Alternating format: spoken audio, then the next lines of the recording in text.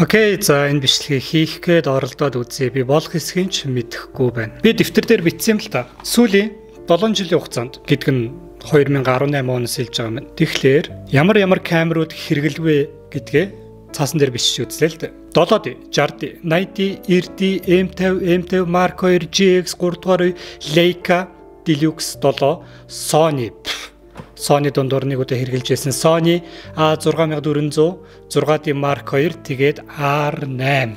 Тэгээд би өөртөө шинэ камер авсан байгаа. Тэгээд энэ камеруудтай холбоотой өөрийнхөө түүхээ та нарт хэрэг болж магадгүй гэж ярьж өгье гэж бодсон байгаа. Би яагаад жил болго ингэж камеруудаа солиод идэх. Энэ болгон шалтгаантай. Гэхдээ энэ бүх зүйл маш миний хувьд маш хүнд зүйлээс эхэлж исэн байгаа. Тэгээд би энэ өөрийнхөө storytelling-ийг та нарт хүргэе гэж бодсон. Энэ дотроос нь хэрэгтэй юм аваад хэрэггүй минь хаяараа мэдээж. Миний энэ YouTube channel бол би олон мянган subscriberтэй болъё гэж бодож хийгээгүй. Энэ зүгээр миний бэлтгэл хийдэг талбай туршаад үзье, оролдоод үзье. Өөртөө зохиосон шинэ challenge байсан. Тэгээд энэ маань одоо хүртэл үргэлжлээд яваад байгаа. 2008-9 онд би ахийнхаа зургийн аппаратыг аваад зураг дарж үзчихсэн. Тэр Canon 40D байсан. Тэгээ би тухайд ойлгож ирсэн. Вау, энэ бол миний яг хүсэж байгаа хобби байна. 2008-9 онд шүү. Тэгээ би тухайд зураг дараад вау, энэ бол яг миний хүсэж байгаа хобби байна гэж би шууд ойлгож ирсэн. Яг л би багтаа, жоохон багтаа төдийлөн ярьж чаддаг, өөрийгөө илэрхийлж чаддаг хүүхэд бол байгаагүй. Харин фото зураг миний амьдралд яг л шинэ хэл сурж байгаа юм шиг. Өөрийгөө илэрхийлэх боломж юм шиг санагдчихсэн. Би тухайд бусдын адил өсвөр насны л хүүхдээсэн. Тэгээд зургаар харилцаж болдго юм нь өөрийнхөө харж байгаагаа бусдад түгээж хүргэж болох юм байна гэдгийг ойлгосон байна. Тэгээд оюутан болоод иржсэн. Оюутан болоод өөрийнхөө камера тухайд сайжруулаад солиод явж исэн байгаа. 4-р курс хүртлээ зураг дардаг байсан. Тэр үед бид нар видео мэдээ гэж ярьдгүй байсан шүү. Тийм юу огтч байгаагүй. Тэгээд 4-р курс хүртлээ камеруудаа ганц хоёр сольсон баг. Тэгээд их сургуулаад өгсөд миний хобби байхгүй болчихсон. Миний ойлгож байгаагаар бол хоббинд зарцуулах цаг зав нь олдоо юу, хүсэл нь олдоогүй мэдэхгүй. Ямар ч гэсэн тэгээд байхгүй болсон. Харин тэрний дараагаар цэрэгт явж ирсэн, ажлаа өргөжлүүлээд хийж ирсэн. Харин хамгийн хэцүү, хамгийн бурууч гэж хэлж болох жилүүд болохоор 2016, 17 онуудад үргэлжилж байсан. Надад тэгэхэд маш хэцүү байсан. Тэгээд урт түүхийг товчлох юм бол төгсгөлд нь би сэтгэл санаагаараа маш ихээр унчихсан. Жинхэнэ утгаараа depression гэдэг зүйлд орчихсан. Сэтгэл санааны гүн гутралд орчихсан байсан. Над юу ч байхгүй, шинэ зүйл сонирхох ямар ч хүсэл эрмэлзэл байхгүй, ажилгүй, том хүмүүс дүнгэж төрчихсөн. Ажилгүй, мөнгөгүй, ирээдүйн ямар ч перспектив байхгүй, шинэ судалж мэдсэн зүйл юу ч байхгүй. Яг ийм жил амьдралын хэсэг надад ирсэн. Тэр байдлаас зүхтанд бол би маш ихээр алкогольч хэрэглэдэг байсан. Тэгээд 2018 онд би YouTube үзэж эхэлсэн. Тэр үед YouTube-ыг би зүгээр л сонирхдаггүй байлаа л да. Хүмүүс ихвчлэн дуу сонсгож хэрэглэдэг аппликейшн л гэж боддог байсан. 2018 онд YouTube өөрчлөгдөж эхэлсэн. Тэгээд би санаандгүй Peter McKinnon гэдэг Канадын зурагч та нар тэрийг бүгдээр л мэдж байгаа. What's up everybody? Welcome back to my channel. Тэ би тэр залууг харчаа. Wow. Яаж юм гоё үйж болт юм, яаж юм харизматик үйж болт юм бэ? Дээрээс нь тэгээд тэр залуу зурагч хүн байсан. Тэгээд ми баргалж 70 ухамсар дотор нэг жоох юмнууд зохилж эхэлсэн. Байцаараа би бас фото зураг дарах дуртай хүн байсан шүү дээ. Алуу. Энэ талаар эргээ сонирхъя. Гоё фотонуудыг сонирхоод үзье. Тэгээ би Peter McKinnon-ыг хараад вау, гайхалтай. Би ч гэсэн яг ингэж амьдрмаар байна. Идэлж хэрглэж байгаа зүйлүүд нь ямар гоё юм бэ гэж цагаан шунал мэдгүй, шунал хар цагаан байдаг гэсээ мэдгүй. Гэхдээ би хувьд бол цайлган шунал гэж ойлгож байна. Би ч гэсэн яг тэгмээр санагдсан. Тэгээд 2019 онд би би оролдоод үзье. Би болохгүйг нь мэдэхгүй. Зүгээр би оролдоод үзье гэж шийдээд анх контент хийх зүйлийг би өөртөө зорилго болгоод тэгээд эхэлж ирсэн бичлэг нь. Өнөөдөр 19 оны 5 сарын 24-ний өдөр байгаа. Энэ бол энэ өдрөөс эхлээд шинээр влог гэдэг зүйлийг хийж эхлэх юм байна. Мэдгүй хэр болох нь уу? Хэр хугацааны дараа ямар үр дүнд хүрэх нь тэр талаар л огт мэдэхгүй байна. Надад байгаа бүх хүчээ энэ зарцуулсан гэсэн үг. Тэгээд энэ өдрөөс эхэлсэн тооцоо юунд хүрэх нь харанда. Тэр мөчөөс хойш маш их үйл явдал болсон. Би өөрт байсан сүүлийн машина зараад камер авч ирсэн. Тийм. Энэ галзуу сонсогдож байгаа. Гэтэ би машина зараад full frame 6D Mark 2 авч ирсэн. Тэгээд энэ болгоноо юунд хүрэхийг би мэдэхгүй л байсан л да. Гэхдээ би нэг зүйлийг олж харж ирсэн. Надад өглөө босоод миний өөрийн сонирхож байгаа дурлж хийж байгаа нэг зүйл гарч ирсэн. Тэр нь фото зураг. Тэгээд явцын дунд окей би Питер Маккин нэг дуурайгаад адилхан контент хийгээд сурах гад үзээдгээ. Таны аппаратанд орд талаар ярмаар байгаа.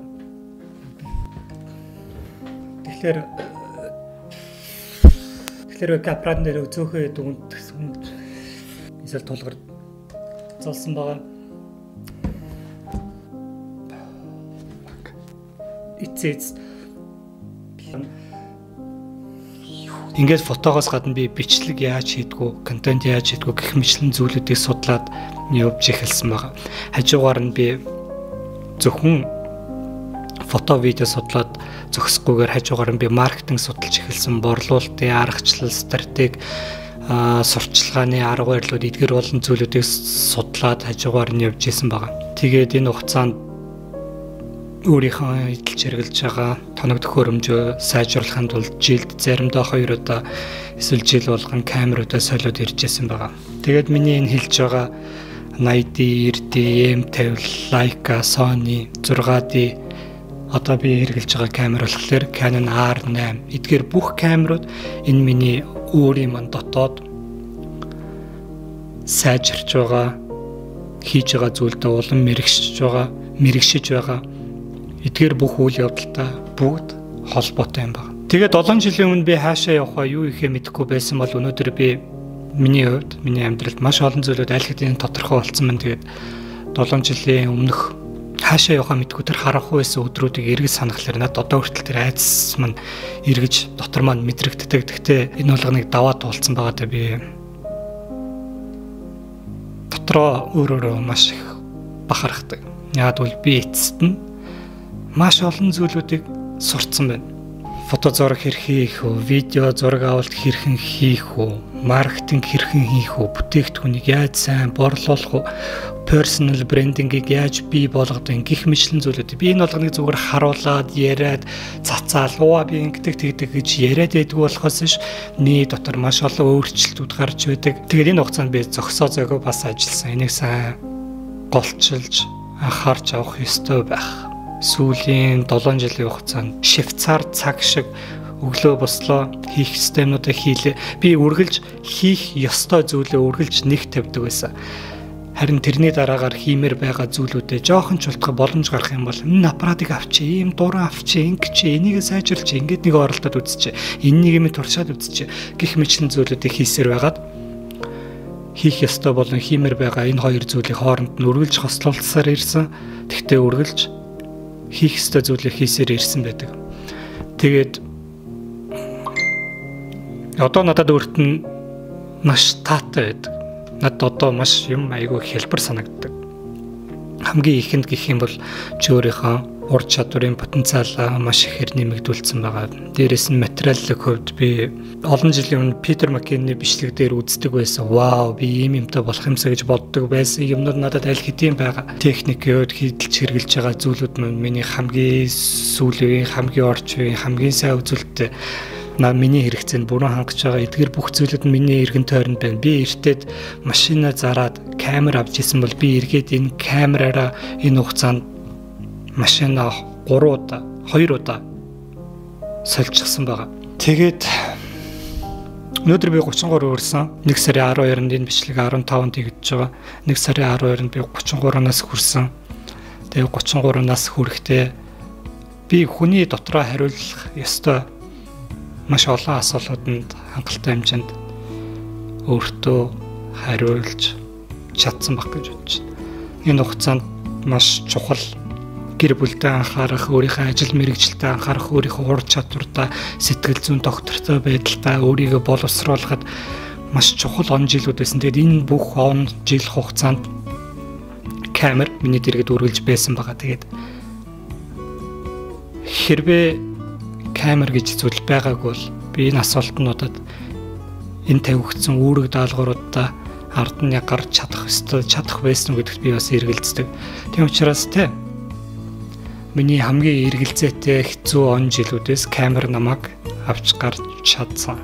Тэн дотор би нэг зүйлийг анзаарсан. Тэр нь болохоор би зүгээр л фото зураг дарах дуртай хүн байсан бол яг тэр үед TikTok гарч ирсэн. TikTok-ийн араас Reels-үүд, Shorts-ууд гарч ирсэн байгаа. Тэгээ би бичлэг хийж сурах ёстой байна гэдгийг ойлгосон. Ингээд явсаар гад миний фото зураг дарах сонирхол маань хэдийнэ ажил болоод хувирчихсан байсан. Дээрээс нь фоточ бичлэг болоод хувирчихсан байсан. Тэгээ би фото зураг дарах дуртай шүү дээ. Одоо маш олон хүмүүс камер авахлаарэ 4К бичдэггүй, ингэдэггүй, тэгдэггүй, автофокустай байж байгаа. Гэхдээ фото камер гэдэг чинь бас заавал бичлэг хийх шаардлагатай биш шүү дээ, тийм. Тэгээ би зүгээр өөрийгөө нэг бодол дээр барьж авсан нь болохоор хэдий контент мейкинг гэдэг бол миний үндсэн ажлын маань нэг хэсэг ч гэсэн, маркетингийн ажлын маань нэг хэсэг ч гэсэн би үргэлжлүүлээд фотогоо дармаар байна. Яг бол би фото журнализм буюу журнализм бодвол Франц гаралтай л үг бах, бүртгэх, баримтжуулах гэдэг л үг бах. Фото тэмдэглэл хөтлөх бол миний үргэлж дурлж ирсэн зүйл. Би фото зураг дарж байхдаа өөртөө зориулж дарж байхдаа ямар нэгэн захиалгатай ажил биш шүү. Зөвхөн өөртөө зориулж дарж байхдаа би фото зураг дарж байгаа шиг хизээж тэгж тайван байдгүй. Надад ямар ч чихвч хэрэггүй. Надад ямар ч машинд ирэх хэрэггүй. Би зөвхөн өөртөө ивтэйхэн хувцас өмсөд аппарата бариад бүтэн өдөр явж чадна. Би зөвхөн харж байгаа юм яг харж байгаа шиг, яг өөрийгөө ойлгож байгаа шиг, яг өөрийг анзаарч мэдэрч байгаа шиг камерын дээр хідэн тохиргоо ягээд аппаратын дээр буулгаад авах дуртай байдаг. Эдгээр бүх зургнуудыг би хадгалдаг. Оноор нь тэгээ би тэдгээр зургнуудаа дараа нь эргүүлээд харахад би бүр яг сайн мэддэг. Тэр зургийг, энэ зургийг би яг тэнд байхдаа яг ийм юм мэдэрч байхдаа дарж байсан шиг байна. Тэгээд энэ фото зураг бол миний хувьд яг цаг хугацааны машин шиг маш хялбар байдаг. Тэр зургнуудыг хараад би эргээд өнгөрсөн рүү аялж чаддаг байгаа.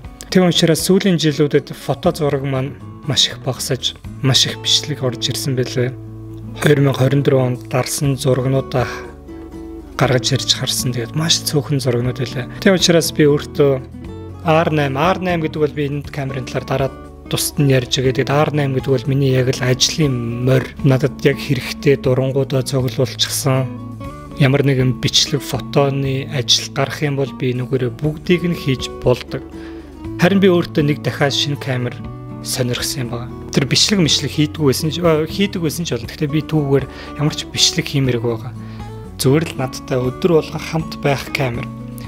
Яг бол би R8 камера тэр олон дурангуудтай өдөр болгон нааш цаашаа том үр хөвчөнд хийгээд аваад явах сонирхол. Би урд нь бол тэгж байнгын явдаг байсан. Одоо над тех сонирхол алга би зүгээр өдөр болгон авч яваад хэрэгтэй үедээ гаргаж ирээд зураг дардаг. Нэг ганц тийм төхөөрөмж тэмдэглэлийн дэвтэр, фото тэмдэглэлийн дэвтэртэй болъё гэж бодсон баг. Яг одоо бол намайг миний 2 дахь камер Canon M50 бичиж байна. Тэгээд энэ камер өөрийнхөө маш гоё камер. Дэлгэцийн өрлөгөө харуулсан байна. Микрофон залгачихсан байна. Ингээд хүснээрээ чи влог хийж болдог камер байгаа. Тэгээд өөрийнхөө 33 насныхын төрсөн өдрөөр би шинэ брэнд өнгөрсөн оны хамгийн ихээр одоо яригдчихсэн камеруудын нэг өөрийнхөө хувьд шинэ брэнд хамгийн анхны Fujifilm X106 гэдэг камерыг авсан байна. Энэ камер нь салдгүй ердөөсөө ганцхан дурантай. Ретро стилийн ийм загвартай, ганц дурантай, жижигхэн, авсаархан ийм камерыг авсан байна. Энэ хямдхан камер л ерөөсөө биш. 7-8 сая төгрөгийг зүгээр л өөрийнхөө хоббинд зарцуулна гэдэг бол тийм хямдхан зүйл бол биш би ойлгож байна. Тэгвэл камер ашиглаад би өөрийнхөө амьдралынхаа орлогын их үүсвэрийг өөрчилж чадсан байгаа. Тэгээд энэ миний хобби байсаар ирсэн. Тийм учраас би өөрийнхөө хоббинд үргэлжлүүлээд мөнгө зарцуулахыг шийдсэн байгаа. Тэгээд энэ камерыг би бол маш удаан хэрэглэх бодолтой байна. Энэ камераас би их зүйл хүсэхгүй байна. Зүгээр л миний хүсэж байгаа зүйл гэвэл өдөр болгон надтай хамт байх, зураг дарахад бэлэн байж байгаа юм камерыг л би зорж энийг авсан юм байна. Тэгээд миний түүх бол ийм байна. Залуусаа тэгээд надаас маш олон хүмүүс ямар камер авах уу гэд асуудаг. Би боломжоор тэр хүмүүст хариулдаг. Яагаад хариулж байгааг бол намайг урд нь 7 жилийн өмнө ийм асууж хүн олдож байгаагүй. Тийм учраас би яагаад ч юм ба тэдгээр надаас асууж байгаа хүмүүсүүд яг миний 7 жилийн өмнөх тэр нөхцөл байдалд байгаа чинь билүү гэдэг үүднээс хандаж үргэлж хариулах гэж хичээдэг. Яг бол надад хариулчих хүн байгаагүй. Тэгээд миний YouTube channel-ыг үзэх юм бол би жил болгон л камераа солиод тогтворгүй байгаа юм шиг санагдчих магадгүй. Тэгвэл залуусаа нэг зүйлийг ойлгох хэрэгтэй. Тогтмол өөрчлөгдөх чинь өөрөө доктортой адил. Тийм би камераа солиод байгаа. Ядаргаатай юм шиг санагдчих магадгүй. Тэгтээ би шинэ юм туршиж байгаа. Тэр камератайгаа шинэ юм оролдож үзэж байгаа, шинэ юм судалж байгаа. Тэгээд энэ бол надад сонирхолтой байдаг. Тийм учраас би энэ зүйлдээ түүртэгддэггүй. Шинэ камера авах болгонд надад яг л шинэ ажлын арга барил нэгдэж байгаа юм шиг санагддаг. Тийм байна. Тэгээд энэ Fuji X би нэрийн хүртэл одоо хүртэл сайн хэлж сураг байна. Fuji X106 энэ камерыг аваад би машиндаа суугаад харсан зүг рүүгээ явлаа. Яг л сүүлийн олон жилийн хугацаанд би хэрэг анзаарчсан бол би ийш тийшээ явж байгаагүй. Яг л би ажиллаа хийсээр ирсэн. Ээлжи амралт эхэлсэн ч гэсэн би өөр газар өөр байгууллагатай хамтраад өөр төсөл дээр ажиллаад ингээд явсаар л байсан. Сүүлийн 7 жилийн хугацаанд өөрийгөө сайн ажилласан, сайн эцэг байсан, сайн нөхөр байсан, сайн ажилчин байсан, сайн мэрэгжилтэн байсан. Тэгээд эдгээр бүх зүйлийг шагнаад өөртөө камер авсан байгаа. Тэгээд хүссэн газар руугаа явжуулах өөртөө нэг 7-оос 10 хоногийн амралт гаргасан байгаа. Тийм учраас би машиндаа суугаад явлаа. Эргэж ирэхээр би энэ камер хэр байна, яаж явсан, хаашаа явсан эдгээр зүйлүүдийн талаар ярьж магадгүй, зураг үзүүлж магадгүй би амлахгүй байна. Тэгтээ тэгж магадгүй. Миний түүх бол ердөө ийм байна. Таалагдсан байх гэж бодож байна. Лайк дараарай. Дараагийн дугаар дээр уулзцгаая.